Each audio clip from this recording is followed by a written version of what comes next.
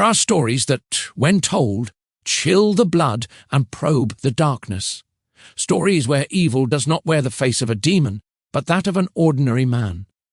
A man who could be your neighbour, your cousin, the family man you pass in the supermarket. This story is that of Michel Fourniret, the Ogre of the Ardennes, a name that by itself conjures a dreadful litany of crimes, cruelty and perversion, a descent into hell that lasted nearly 20 years. It begins in the cold of Sedan on April 4th, 1942, an ordinary birth in an occupied France. Nothing predestines the young Michel to become a monster. His father is a labourer, his mother a housewife, a home where affection is rare and strictness is the rule. The child is intelligent, even brilliant. He loves nature, the woods, hunting. Already he is building an inner world, a refuge. But a crack will appear, a yawning fissure. In his adolescence, a violent appendicitis attack leaves him prostrate, fragile. He withdraws into himself.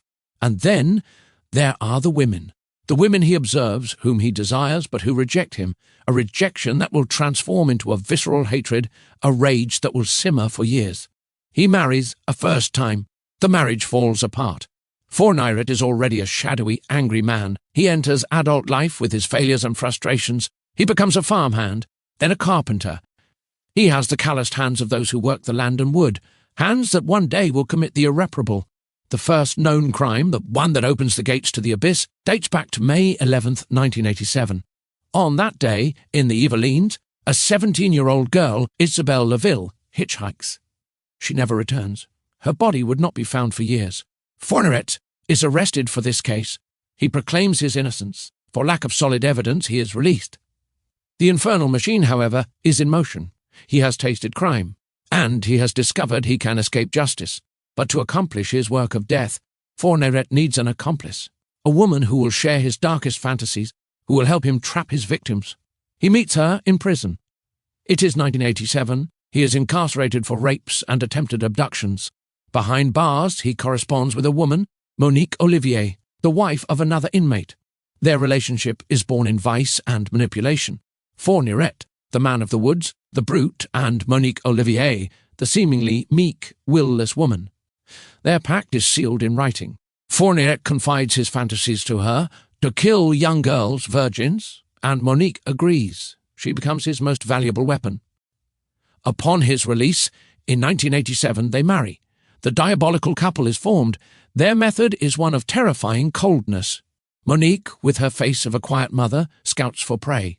She approaches young girls, asks them for help, lures them into their van. Once the victim is inside, the trap springs shut. Fourniret emerges. Terror takes hold. On February 12, 1988, Jeanne-Marie Desrameaux, 18 years old, is abducted near Charleville-Mézières. She is raped, strangled. Fourniret even shoots her in the head to be sure of his work. Her body is found in the woods. It is the first in a long series. The Ogre of the Ardennes has found his territory. The disappearances follow one another in an area stretching from Belgium to the north of France. Elisabeth Brichet, 19 years old, disappeared in 1989. Fabienne Leroy, 20 years old, in 1989. Investigators hit wall after wall. No witnesses, no clues. Just devastated families and shattered lives. Fourniret and Olivier lead a sinister double life. They raise their son on an isolated farm in Château-Porcien. In the eyes of the neighbours, they are a rough but unassuming couple. No one can suspect the horror unfolding behind the walls of their home. The horror and the trophies. Fourniret keeps his victims' belongings. Photos, identification papers, macabre souvenirs that he carefully stores away. On May 9th, 1990, it is a 13-year-old child, Natasha Danet, who is abducted in Nantes. The method is the same. Monique Olivier serves as the bait. The young girl is raped and murdered. Her body will never be returned to her family. Fourniret buried his secret in the earth like a shameful secret. Then, on January 25th, 2003, the crime that will make the couple stumble. Farida Hellegouach, a 23-year-old woman, is abducted. But this time, against all odds, she manages to escape from her captor's van. She runs, she screams, she alerts the police. It is the first crack in the killer's perfect edifice. Fourniret and Olivier are arrested. But Farida, traumatized, cannot formally identify them. They are released. The ogre breathes again. He had a close call. A very close call. But the tide turns. It turns thanks to the determination of a judge, a police officer, and a dramatic twist. In May 2003, Monique Olivier, perhaps sensing the net closing in, or out of weariness from living with a monster, decides to talk. She contacts the gendarmes. She confesses. She tells everything. The abductions, the rapes, the murders. She gives up her husband. It is the collapse. The arrest of Michel Fourniret is like something out of a movie. On June 2006, 2003, he is arrested in Belgium. The man believes he is untouchable, but when the police tell him that Monique has talked, the mask of the ordinary man falls away. The beast is cornered. The confessions then follow with an icy coldness. Fourniret recounts his crimes with the precision of a technician. He remembers the dates, the places, the final moments of his victims. He guides investigators through the woods to recover the bodies like a tour guide of horror. He killed at least 8 people, perhaps more. 7 young women and 1 teenager. Estelle Mouzin, 9 years old, abducted in 2003, whose murder he would finally confess to years later, in 2020, ending 17 years of anguish for her family.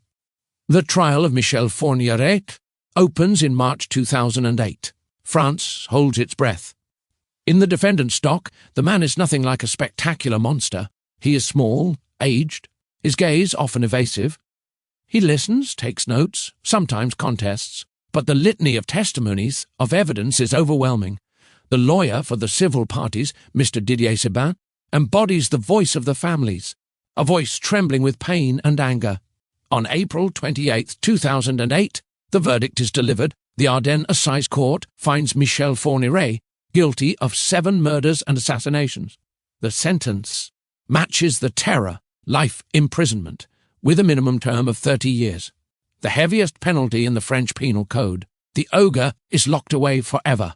Monique Olivier is sentenced to life imprisonment with a minimum term of 28 years for complicity. The meek woman, the submissive wife, also pays the price in blood. But the story of Michel Fourniret does not end there.